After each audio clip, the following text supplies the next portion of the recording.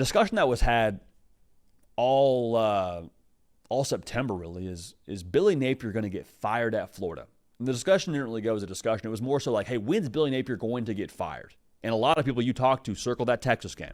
If it goes poorly against Texas, very reasonable to assume that maybe Florida would make a change. Hey, last year we kind of felt this way after A&M. Y'all found a way to figure it out and finish strong. That's great. But after a certain amount of time, you're like, well, this thing feels like we know where it's headed. Post-Miami, I told y'all I'm out on Billy Napier. That was what I said. And then Florida flips the script.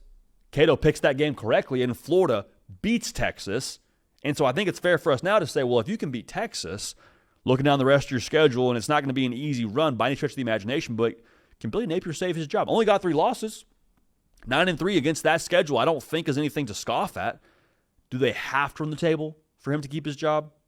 Let's unpack all this right now. First things first, make sure you're subscribed. If you're a Florida fan, either subscribe because you think Billy Napier can save his job, or you want us to talk about who the next head coach is going to be in Gainesville. We'll do both of those over the course of the next few weeks, regardless, or I guess depending on rather the results that we get from the beautiful thing that is the college football season. But make sure you're locked in. Make sure you're subscribed. Appreciate y'all being dialed in. So I want to revisit what I said after the Miami game. Florida loses to Miami. Doesn't look great with how they finish. Miami's the more physical team. Looks like Miami's the better coach team. Lagway has a bad day.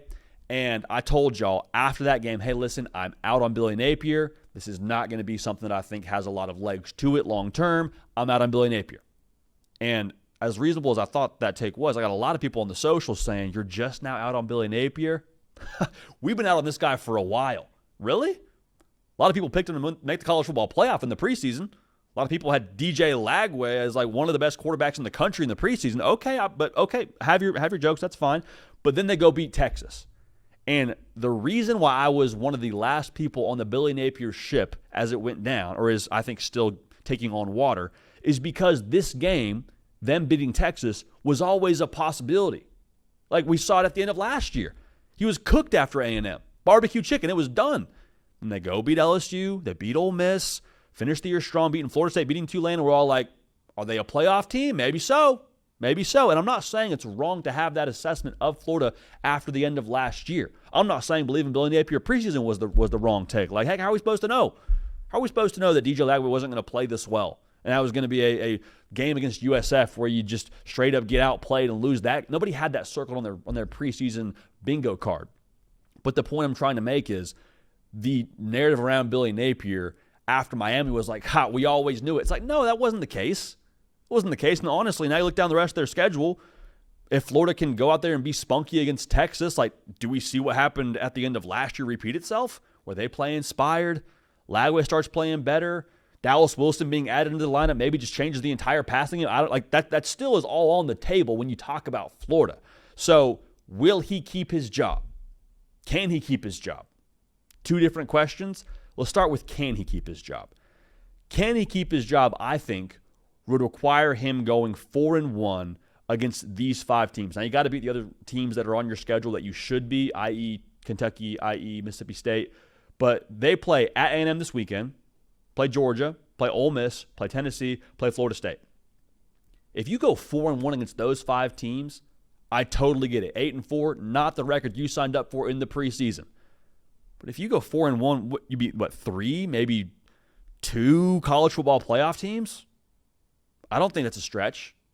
You're going to fire him? I don't understand that. That, to me, would save his job if he ends up doing that. That's not me telling you that I would keep him if I was in charge, but I'm telling you I think that, whether you like it or not, would keep him as your head coach for another season given those results. So do you think he'll keep his job is the question being posed here. I personally, if it were me, I would not keep him. But if he is going to keep his job, that I think would be tough to argue with, regardless of what you think is going to happen here over the course of the next couple of seasons. People out here right now are yelling, well, JD, they beat Texas. Texas ain't really that good. Texas is fraudulent. They beat Texas. Who cares? I care. I think the people in charge probably care. Like, you're not firing Billy Napier if Texas loses their next 3 and you win your next 3. That's not how this whole thing works. They got the win when they got the win, and Texas was a ranked football team at your place.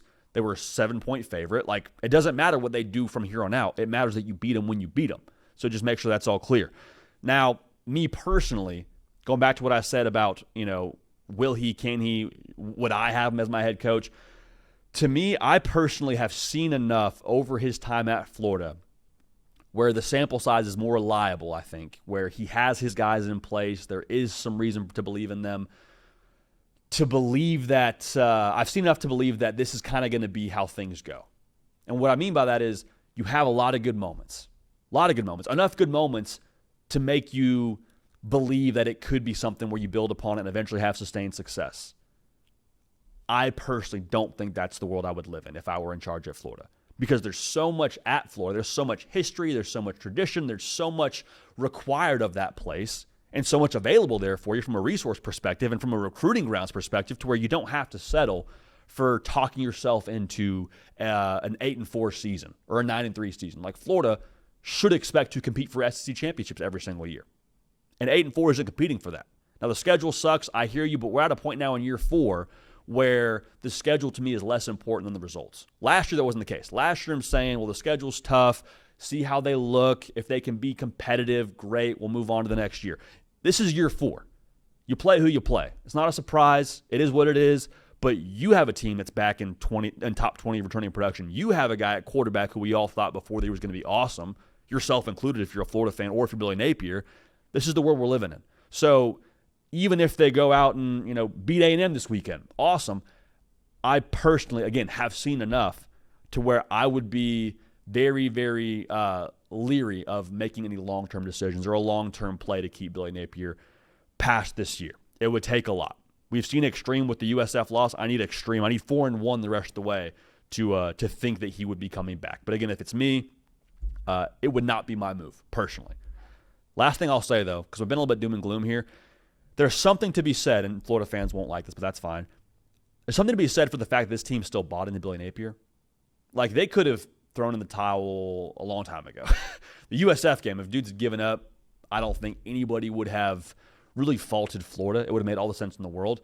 So whether you think he's going to be the head coach or not, whether you think that he is the right guy for the job, whether you believe in Florida right now, at least give them credit for having buy-in at a locker room level.